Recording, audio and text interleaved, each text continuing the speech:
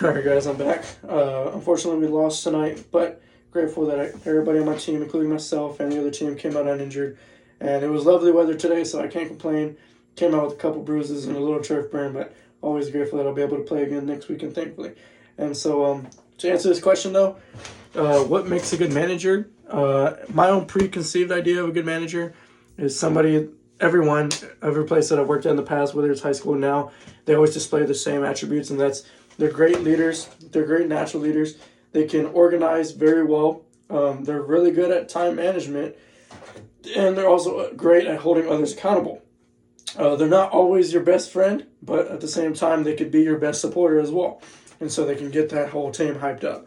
And so that's just my preconceived idea. But I put it in a Google Doc, and this is my response. What makes a good manager? Well, this is not just referring to the house managers or just the first line, but as well as the first, middle, and top managers portraying all of these, because they all have to have these attributes, especially these four. They must have the ability to plan, organize, lead, and control. Planning referring to identifying and selecting appropriate goals to actually go through with. Organizing referring to structuring working relationships to ensure that the goals are met through with effectively. Leading referring to articulating a clear vision for others that they see, but also showing them how to get there effectively. Controlling referring to evaluating how well an organization is using resources to actually carry out the company goals, and making sure they stay on task.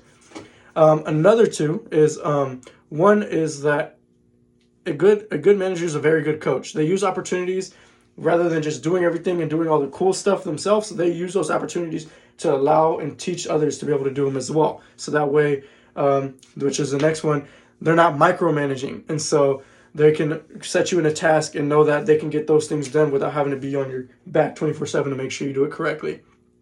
And that comes from building trust. You have to be trustworthy to be a good leader and to be a good manager. They should also create like psychological safe space in the workplace. You should be safe.